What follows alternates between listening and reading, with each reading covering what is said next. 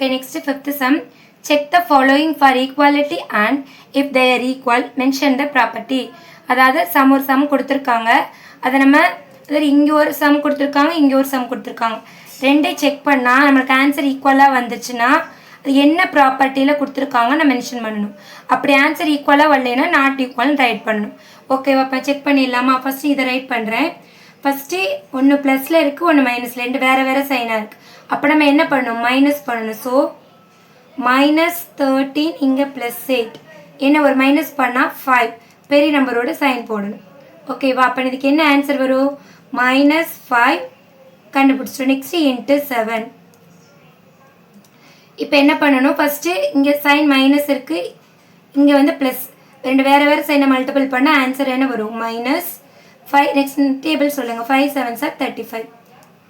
இப்போ என்ன பண்ணிட்டோம்? நம்ம இந்த சைடு லெஃப்ட் ஹேண்ட் சைடு இங்கே என்ன பண்ணிட்டோம்? நம்ம கண்டுபிடிச்சோம். இப்போ ரைட் ஹேண்ட் சைடு கண்டுபிடிக்கலாம். ஓகேவா? ஃபஸ்ட்டு எப்பயுமே ப்ராக்கெட்டில் இருக்கிறத சால்வ் பண்ணணும். ஸோ நம்ம 8 மைனஸ்ன்னு அப்படியே வச்சுக்கலாம். நெக்ஸ்ட்டு ரெண்டே மல்டிபிள் பண்ணி பார்க்கலாம். 13 × 7, 7 3s are 21, 1 balance 2, 1 7 is 7, 7 + 2 9. So இந்த ப்ராக்கெட்டுக்குள்ளே இருக்க சால்வ் பண்ண நம்மளுக்கு 91 வருது. இது எப்பயும் போல் என்ன பண்ணலாம்? நம்ம 1 + 1 மைனஸில் இருக்கிறனால என்ன பண்ணணும்? மைனஸ் பண்ணிவிட்டு பெரிய நம்பர் சைன் போடணும். ஸோ ஃபஸ்ட்டு இங்கே என்னது? மைனஸ் சைன் இருக்குது, -91 பெரிய நம்பர் தான் முதல்ல எழுதணும். அப்போ தான் நம்ம சப்ராக்ட் பண்ண முடியும். செகண்டு 8 ரைட் பண்ணுங்க. ஓகேவா? இப்போ 1லேருந்து 8 பண்ண முடியாது. இங்கேருந்து பாரோ பண்ணால் இங்கே என்னது? 1 11 ஆயிரும், இங்கே 8 வரும். ஸோ 11ல் 8 மைனஸ் பண்ணால் 3, மேலே இருக்கிறது 8 அப்படியே ரைட் பண்ணுங்க. ஓகே, நம்ம 83 ரைட் பண்ணிட்டோம். ஆனால் பெரிய நம்பரோட சைன் கண்டிப்பாக போடணும். சரிங்க, பாருங்கள். லெஃப்ட் ஹேண்ட் சைடில் -35 இருக்குது, இங்கே ரைட் ஹேண்ட் சைடில் என்ன வரும்? -83. இப்போ ரெண்டு ஈக்குவலாக இருக்கா? இல்லை. என்னது? Not equal. ரெண்டு ஈக்குவலாக கிடையாது, நாட் ஈக்குவல். ஈக்குவலாக இருந்ததை என்ன ப்ராப்பர்ட்டி நம்ம மென்ஷன் பண்ணணும். இது வந்து இந்த ஈக்குவலாக கிடையாது. ஓகேவா? இந்த சைடு -35யும் இந்த சைடு -83யும் வருது. Okay, not equal. Next first sum முடிச்சிடும். செகண்ட் சம் அதே மாதிரி ஃபஸ்ட் நம்ம ப்ராக்கெட்டில் ரிமூவ் பண்ணிக்கலாம். ஃபஸ்ட்டு ஒரு சைன் தான் இருக்கிறது, அப்படியே ரைட் பண்ணிக்கலாம்.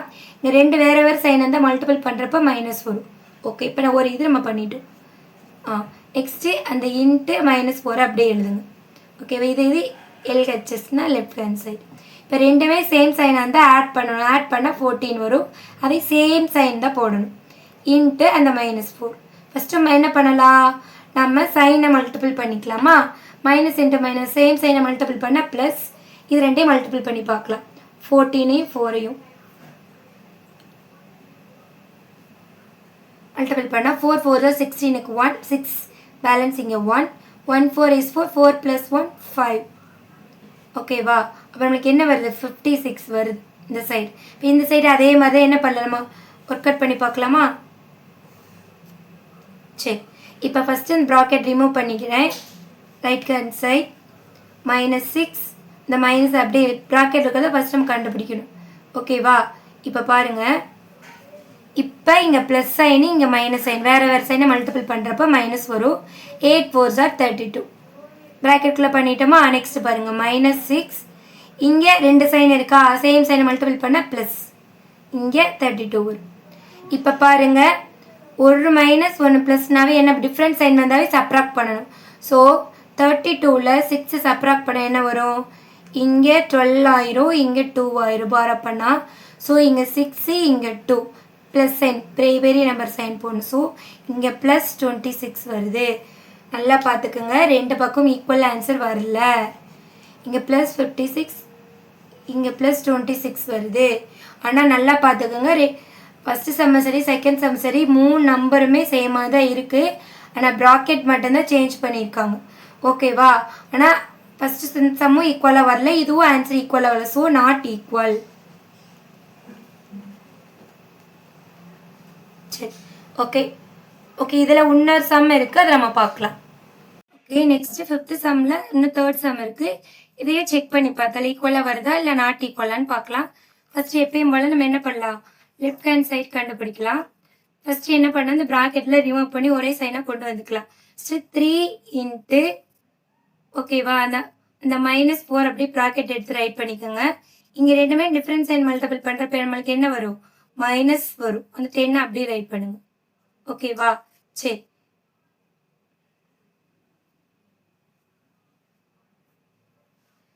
ஓகே, நெக்ஸ்ட்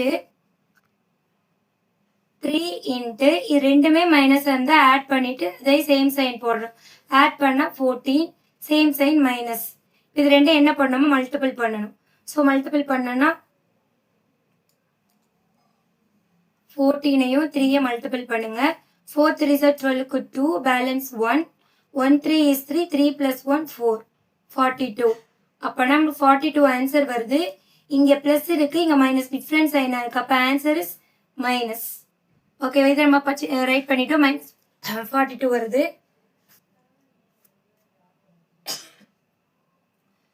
நெக்ஸ்ட் அதே மாதிரி லெஃப்ட் ஹேண்ட் சைட் பண்ணிட்டோம். நெக்ஸ்ட் ரைட் ஹேண்ட் சைட் பண்ணலாம்.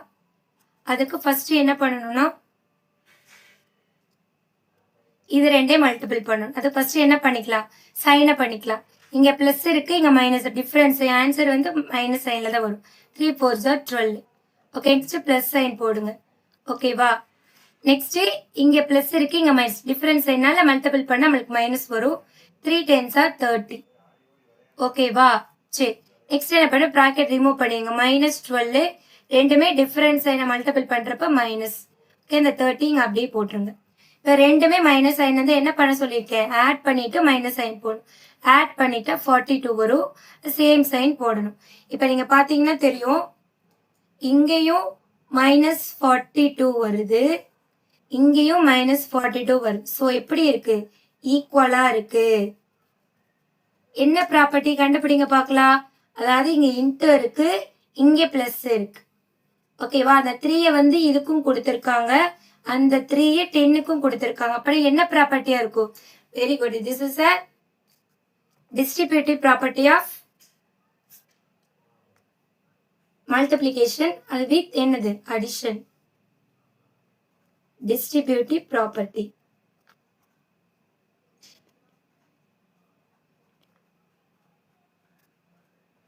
distributive property இது என்ன சைன் இருக்கு சென்டர்ல, பிளஸ் சைன். So addition.